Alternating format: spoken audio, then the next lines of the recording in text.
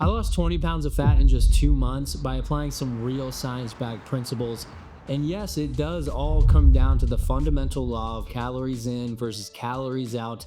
But the way that you shape your approach can mean the difference between preserving muscle or losing it. Metabolism is actually the sum of all the metabolic processes within your very body. And these processes we can actually influence. At a cellular level, metabolism is driven by mitochondria, the powerhouses of our cells. These organelles use oxidative phosphorylation to generate ATP, the body's energy currency for macronutrients. The efficiency of mitochondria in our muscle cells plays a role in metabolic rate, but their density and function are influenced by factors like training type, duration, and genetic predisposition. While endurance training significantly enhances mitochondrial biogenesis and oxidative capacity, resistance training primarily preserves muscle, indirectly supporting metabolism by maintaining lean body mass. Both forms of exercise contribute to metabolic efficiency,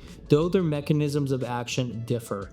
By incorporating a balance of resistance and endurance training, we can optimize fat oxidation while preserving muscle tissue.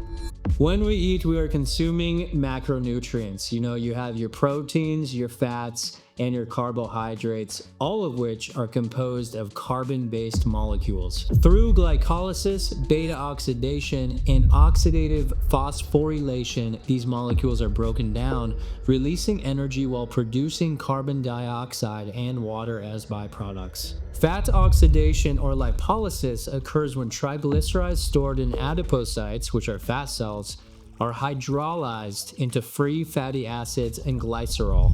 These fatty acids enter the mitochondria via carnitine palmitoid transferase and undergo beta oxidation, ultimately feeding into the Krebs cycle to produce ATP. The key to effective fat loss is ensuring that energy demand encourages the mobilization of stored fat while preventing the catabolism of lean muscle tissue. To achieve this, I created a daily caloric deficit of around 1,000 calories, and 1 pound of fat is around 3,500 calories. So that meant that I was losing around 2 pounds of fat per every weekly cycle.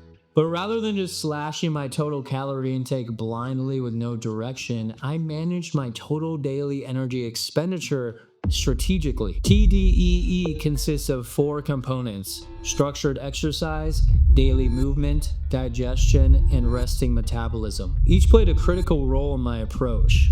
TDEE can be estimated using the Mifflin-St. Jeor equation, which takes into account weight, height, age, and sex. Online TDEE calculators are much more straightforward in my opinion though, and that's actually personally what I used, and my outcome was about 3,000 calories per day, meaning I actually ate only 2,000 calories per day to maintain that 1,000 calorie deficit. The first component, exercise activity thermogenesis, takes up about 0 to 30% of your TDEE and is derived from structured workouts. My training split consisted of 2 short but intense weightlifting sessions per day, 6 days a week. These sessions weren't excessive in volume, rather I simply divided a standard length workout into 2 manageable parts, reducing fatigue and maintaining performance. This approach allowed me to maintain consistent training intensity while avoiding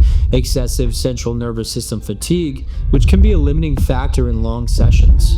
Every morning I started with 30 minutes of cardio before my first lift, and each afternoon session ended with 30 minutes of cardio. This structured cardio helped enhance mitochondrial efficiency by stimulating mitochondrial biogenesis, particularly through endurance adaptations like increased oxidative enzyme activity and capillary density. The presence of both resistance and endurance training allowed for a more robust metabolic adaptation, ensuring fat oxidation remained priority without sacrificing muscle mass.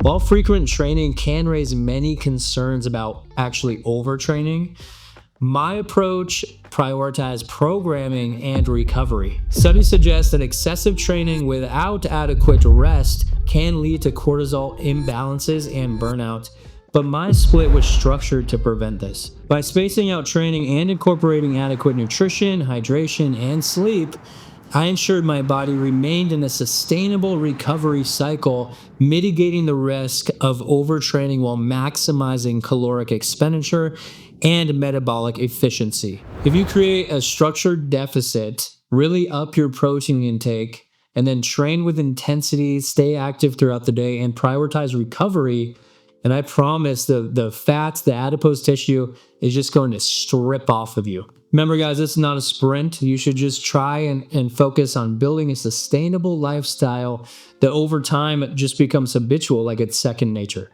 But anyways, thank you so much for watching. Have a great one. See you in the next one.